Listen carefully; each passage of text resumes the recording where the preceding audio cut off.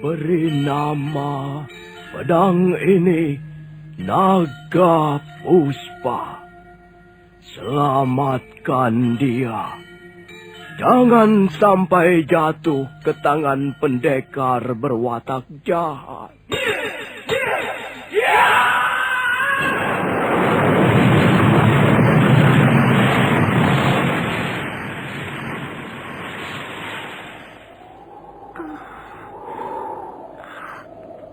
Kamandanu, kau masih juga tidak percaya bahwa aku mencintaimu. Mesin, maafkan aku, Mesin. Mesin. Mesin!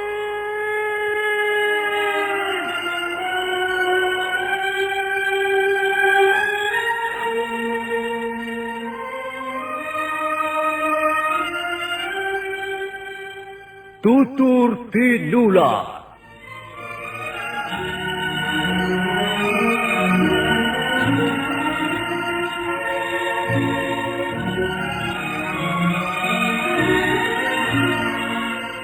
Sebuah sandiwara radio serial, produksi Sanggar Cerita dan Teater Sanggar Prativi.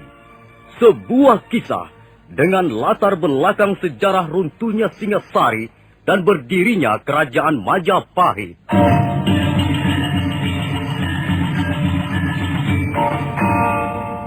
Sandiwara ini didukung oleh pemain-pemain radio yang sudah ternama. Ferry Fadli, Ivone Rose, dan Eli Ermawati.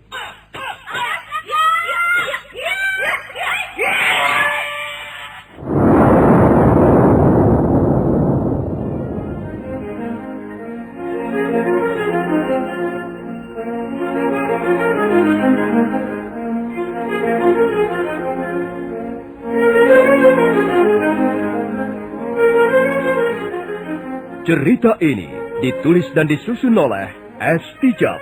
Teknik dan montase dikerjakan oleh M. Pranoto dan Edwin Sutali. Dengan sutradara C. Ispriyonoka. Kali ini mengetengahkan episode keempat dengan judul Kemelut Cinta di Atas Noda.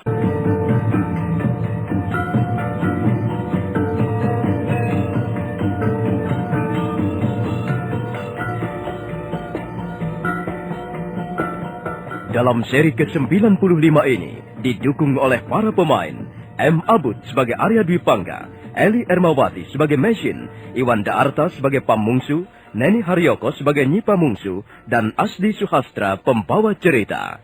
Selamat menikmati.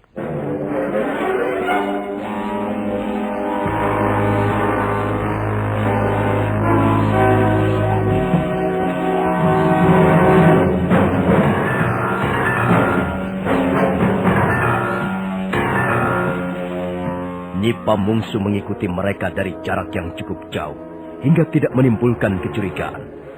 Dia melihat Arya Dwi Pangga membawa Mesin ke atas tebing sungai yang tinggi. Dia sangat mengkhawatirkan keadaan wanita itu. Dia takut Arya Dwi Pangga akan berbuat tidak senonoh padanya. Dan ketika dia sedang berpikir dan menimbang-nimbang apa yang akan dilakukannya, mendadak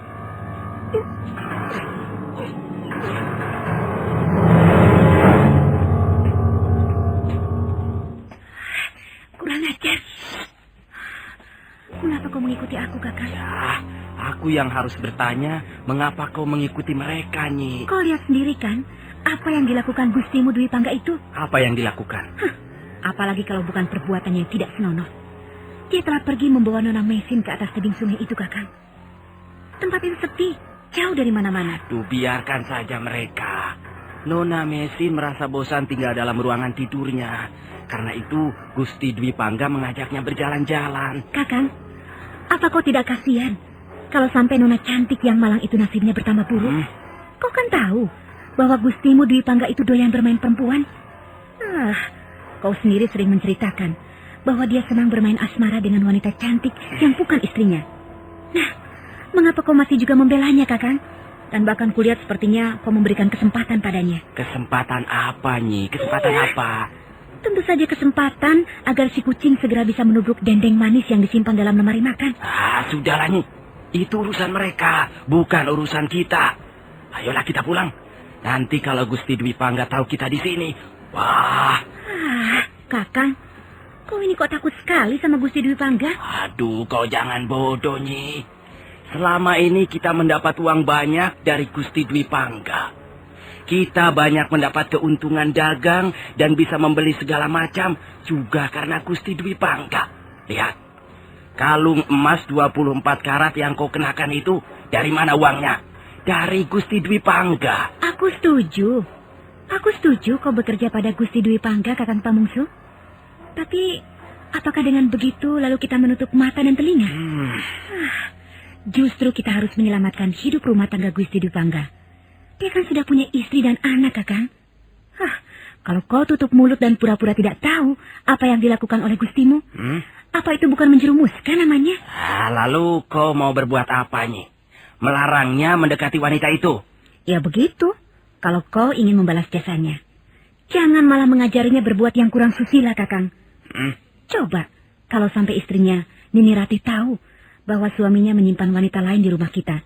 Apa kita tidak malu? Ya, tentu saja hal ini harus dirahasiakannya, Nyi.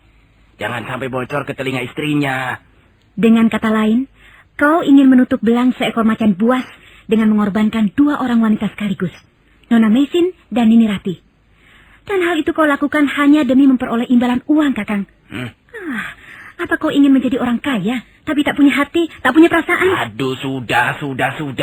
Jangan banyak ngoceh macam-macam. Ayo pulang. Biarkan saja mereka. Kita urus saja keperluan kita sendiri. Kau mau pulang atau tidak, Nyi? Kau memaksaku, Kakang Pamungsu? Baik. Kalau memang begitu keinginanmu, baik. Akan kulabrak Arya Dwi Pangga. Akan kuhajar sampai babak belur. Tapi setelah itu, kita akan kehilangan kesenangan hidup yang selama ini kita nikmati, Nyi. Kita akan kembali menjadi orang miskin. Kau tak akan memakai pakaian bagus lagi. Dan kalung emas di lehermu itu harus dicopot untuk makan sehari-hari. Kau mau begitu, Nyi? Jawab. Apa kau mau begitu?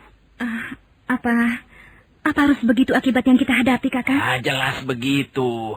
Kalau kita ingin hidup senang seperti sekarang ini, nah, syaratnya hanya satu. Membuat Gusti Dwi Pangga senang. Mengikuti apa keinginan beliau. Sehingga beliau senang dan puas. Itu saja.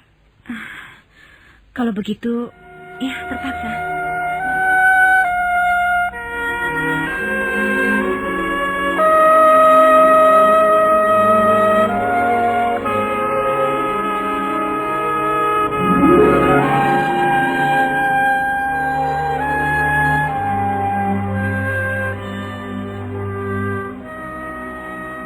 Nah, lihat. Bukankah indah sekali sungai Kapulungan tampak dari atas tebing ini? Lihat. Tubuhnya menjulur panjang menyusuri lembah, berkelok-kelok seperti seekor ular naga. Iya, memang indah sekali pemandangan di daerah ini.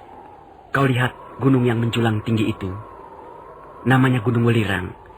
Dan yang di sana itu, namanya Gunung Penanggungan. Di sebelah sana itu juga ada sebuah gunung. Itu Gunung Bromo. Di belakangnya lagi Gunung Lamongan. Dan lihat, di sebelah selatan sana. Saya sepertinya melihat sebuah bangunan istana. Itu memang istana. Istana Singasari. Dulu, pusat pemerintahan terletak di istana itu. Tapi sekarang sudah pindah ke kota Kediri. Istana Singasari sudah jatuh ke tangan Prabu Jayakatwang yang sekarang menjadi raja di Kediri. Apakah di negeri Tuan juga seringkali terjadi perang sebagai akibat perebutan kekuasaan? Ya, memang begitu. Kau benar. Tapi aku sama sekali tidak menaruh minat pada soal-soal kenegaraan. Mengapa? Perang kuanggap sebagai akibat ulah sekelompok manusia yang tolol. Mengapa mereka menyia-nyiakan hidup yang amat singkat ini dengan mengurusi perang? Mengapa mereka tidak menikmati hidup ini dengan sepuas-puasnya? Itulah. Sekelompok manusia bodoh selalu melakukan kebodohannya dengan gayanya masing-masing. Tapi manusia tidak sama, Tuan. Mereka hidup dengan panggilan hidupnya masing-masing. Saya juga tidak menyukai perang dan kekerasan. Tapi saya mempunyai alasan yang sedikit berlainan dengan Tuan. Maksudmu? Perang harus dilihat dari segi kepentingan banyak manusia. Bagi saya, perang untuk melenyapkan tindakan angkara murka tidak ada salahnya. Apakah negerimu juga sering dilanda peperangan? Iya. Negeri kami hampir setiap saat ditimpa bencana peperangan besar yang banyak menelan korban jiwa manusia. Negeri kami terdiri dari banyak suku. Dan mereka, suku-suku itu saling ingin menguasai. Di mana letak negerimu itu, Mesin? Jauh. Di seberang lautan. Namanya? Mongolia. Jadi sekarang ini aku sedang duduk dan berbicara dengan seorang wanita keturunan Mongolia. Iya, saya seorang keturunan Mongolia. Saya adalah seorang gadis yatim piatu. Kedua orang tua saya sudah tak ada lagi ketika saya berumur 2 tahun. Saya lalu diambil anak angkat oleh seorang pendeta yang sepanjang usianya hanya mengabdi pada kebajikan dan agama. Lalu saya dibawa dan dibesarkan di sebuah kuil yang terletak di lereng bukit Homoshan. Ya, memang perjalanan nasib manusia tidak menentu adanya. Lalu mengapa kau tiba-tiba bisa sampai ke negeri Jawa ini? Siapa yang membawamu kemari?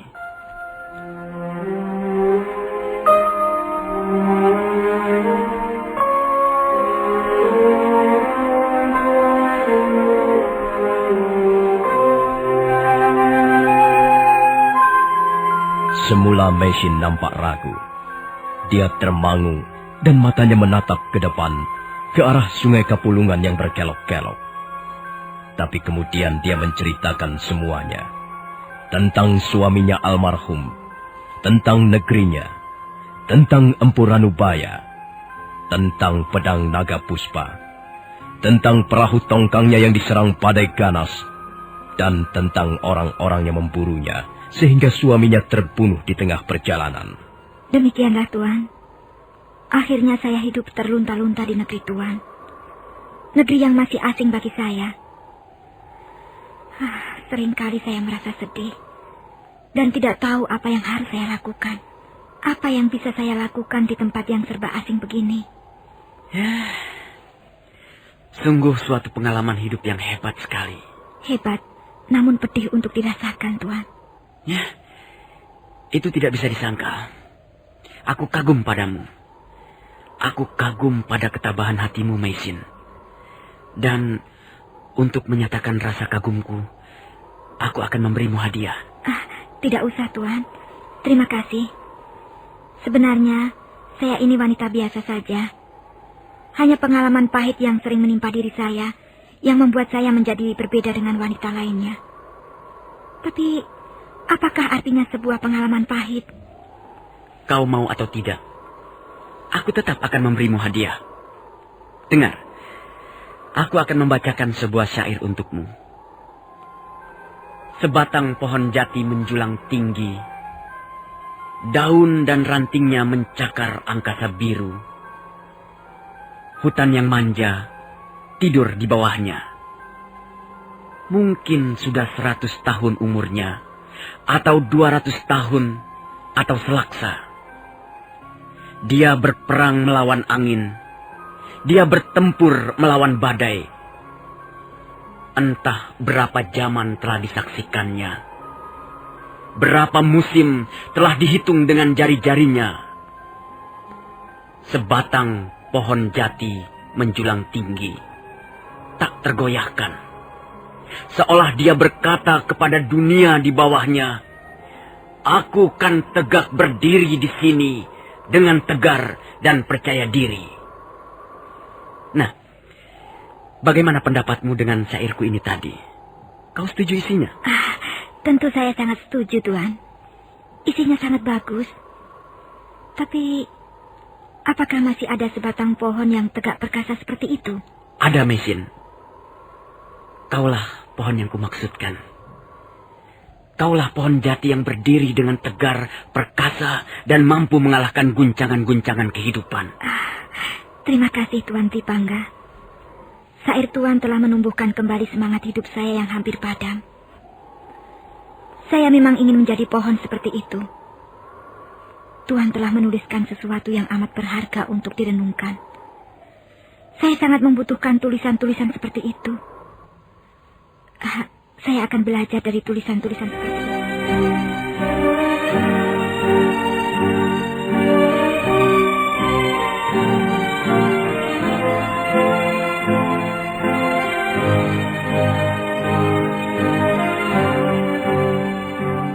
Malam harinya, Meisin diam terbaring di atas tempat tidurnya.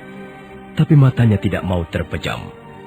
Di tangannya terselip daun-daun rontal yang bertuliskan kalimat-kalimat syair.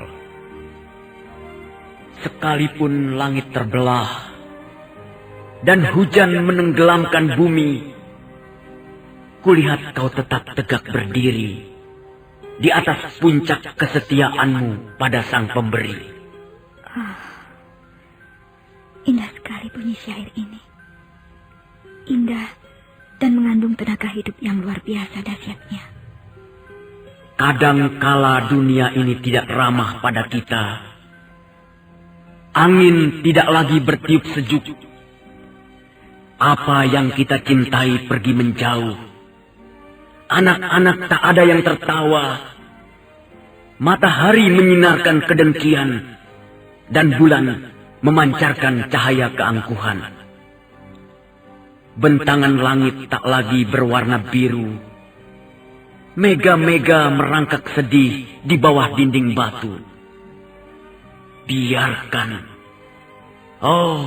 Biarkan semuanya itu, pahit dan manis, akan segera berlalu. Tak ada yang abadi di dunia fana ini.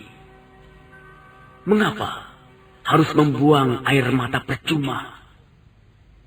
Lebih baik tersenyum, sekalipun hanya di dalam hati. Sungguh halus perasaan Tuan Tripangga. Kata-kata yang dituliskannya mengandung arti yang dalam. Siapakah dia sesungguhnya? Siapapun dia, agaknya aku bisa mempercayainya. Meisin lalu berusaha memejamkan matanya. Dan malam itu, dia bermimpi Arya Dwi Pangga membimbing tangannya.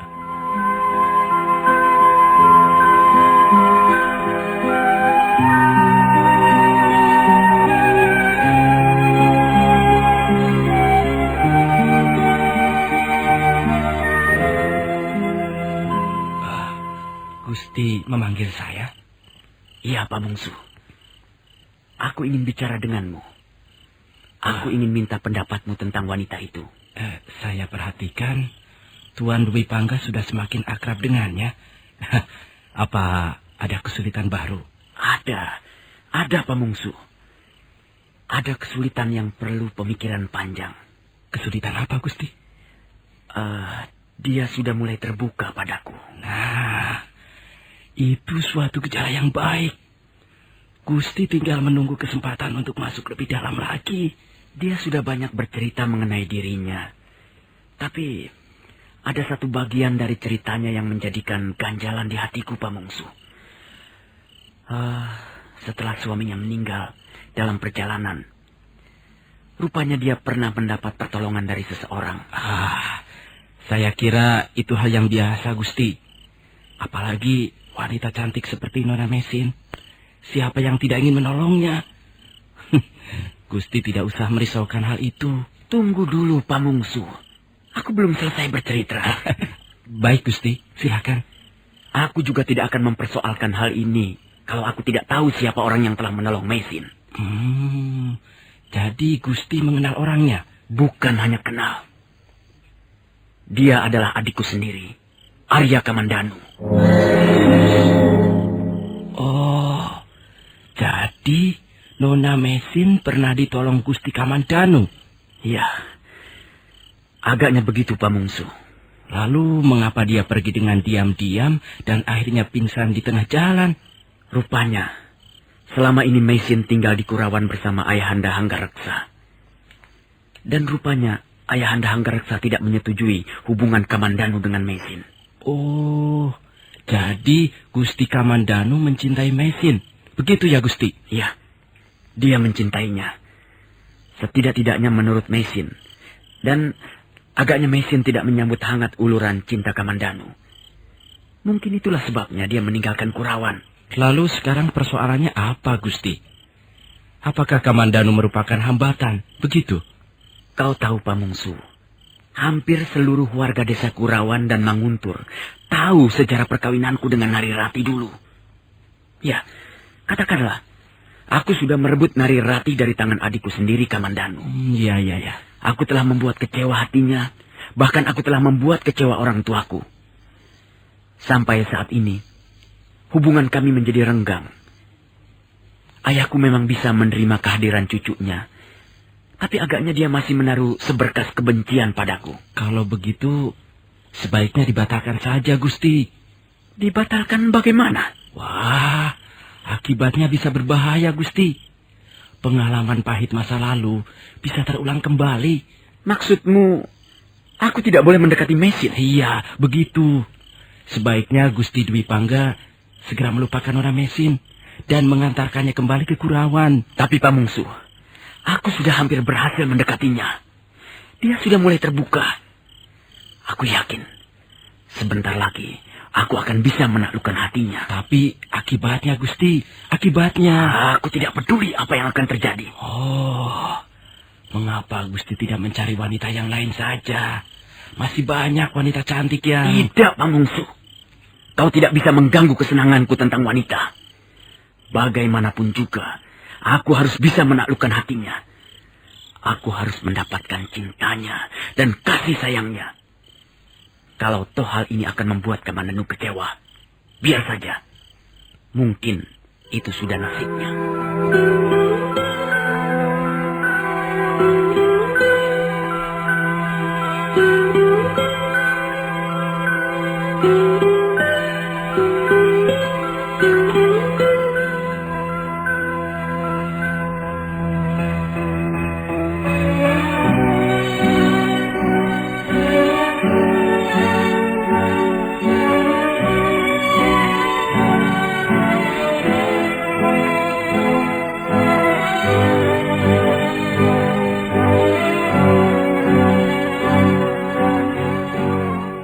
Wajah Arya Dwi Pangga nampak dingin ketika mengucapkan kalimat-kalimatnya.